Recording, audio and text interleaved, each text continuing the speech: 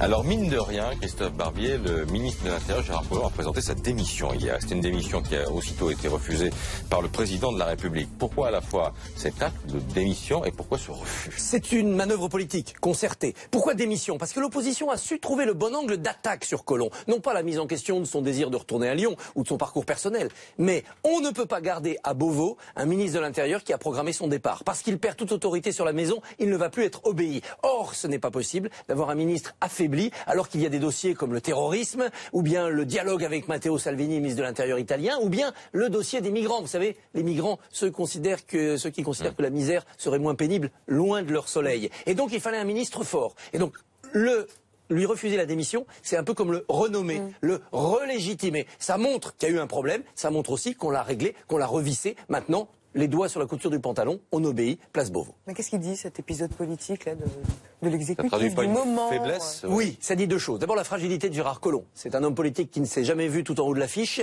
et qui d'un seul coup se retrouve à la tête d'un ministère extrêmement puissant, violent, tendu, où on vous réveille au milieu de la nuit. Et en un an et quelques, il en a éprouvé les limites de sa propre résistance. Ça dit aussi que le lien entre Macron et Collomb s'est un peu distendu. On a eu l'épisode de Tonton Gérard, qui était indispensable à son filleul. Emmanuel Macron, il a été le premier à le pousser, à le porter.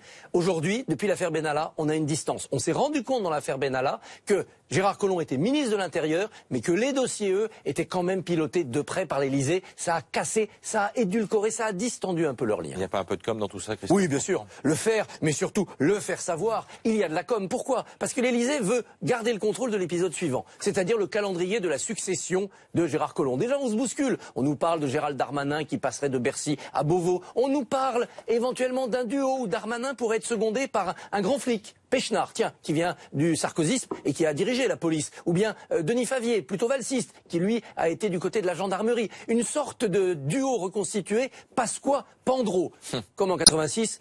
Mais là, je vous parle d'un temps que moins de 20 ans... ne peuvent pas connaître.